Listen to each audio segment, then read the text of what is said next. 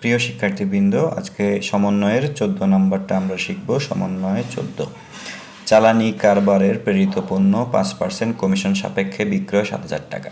আমরা চালানি কারবার নামে চালানি কারবারের পণ্য নামে আমরা আইটেম দেখতে পাই। সেটা হচ্ছে আমরা আমাদের কোনো প্রোডাক্ট যদি অন্য জায়গায় বিক্রি করতে চাই, কিন্তু আমাদের ওখানে শোরুম বা দোকান নেই, তো ওই ক্ষেত্রে আমরা অন্য কোনো ব্যক্তি বা প্রতিষ্ঠানকে দিয়ে এই পণ্যটা আমরা বিক্রি করাবো।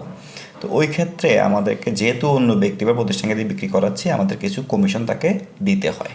তো এটাকে বলা হচ্ছে চালানি কারবারে প্রেরিত পণ্য। তো প্রশ্নটা হচ্ছে কি, চালানি কারবারে প্রেরিত পণ্য 5% কমিশন সাপেক্ষে বিক্রয় 7,000 টাকা। অর্থাৎ আমরা যে পণ্যটা পাঠাইছি সেটা হচ্ছে চালানি কারবারে প্রেরিত পণ্য পাঠাইছি কত, 5,000 টাকা, সেটা বিক্রয় করছে 7,000 টাকা। কত পার্সেন্ট কমিশন দিব আমরা? 5%। অর্থাৎ আমাদের পক্ষ হয়ে যে আমাদের পণ্যটা যে বিক্রি করছে তাকে আমরা 5% কমিশন দিব, 7,000 টাকার উপরে 5% কমিশন দিব।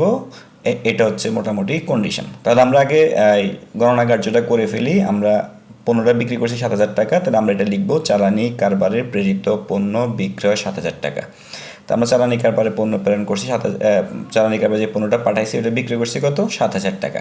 তাহলে এই 7,000 টাকা থেকে আমরা তাকে কমিশন দিব কত, যিনি বিক্রয় করছেন তাকে কমিশন দিব 5%, মানে 5%। তাহলে 7,000 টাকার 5% কত, 7,000 টাকার 5% হচ্ছে 350 টাকা। কীভাবে আমরা বের করছি, এখানে লেখা আছে চালানি কারবারের কমিশন 7,000 টাকার 5% 350 টাকা। তাহলে তাকে যদি আমরা কমিশনটা দিয়ে দিই, যেমন তাহলে আমাদের টাকা কমে যাচ্ছে, বিক্রয় মূল্য কমে যাচ্ছে।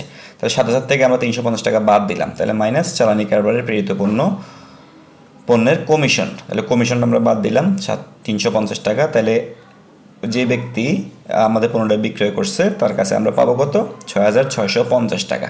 তাহলে চালানি কারবার হতে প্রাপ্য 6,650 টাকা। এই টাকাটা আমরা তার কাছ থেকে পাবো, তার মানে হচ্ছে পাবো বলিয়া সম্পদ। এই টাকাটা আমাদের জন্য কি, সম্পদ।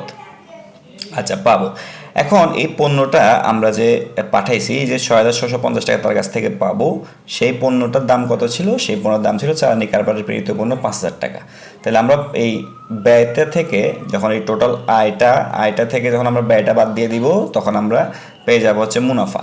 তাহলে আমরা 5,000 টাকা বাদ দিচ্ছি, চালানি কারবারের প্রেরিত পণ্যের মূল্য কত, 5,000 টাকা। তাহলে 6,650 টাকা থেকে যখন আমরা পণ্যের ব্যয়টা বাদ দিচ্ছি বা মূল্যটা বাদ দিচ্ছি, তখন আমরা পেয়ে যাচ্ছি মুনাফা। নাম কি দিলাম, চালানি কারবারের মুনাফা। তাহলে আমাদের চালানি কারবারের মুনাফা কত, 1,650 টাকা, মানে 6,650 মাইনাস 5,000, 1,650 টাকা। তাহলে এটা হচ্ছে আমাদের মুনাফা।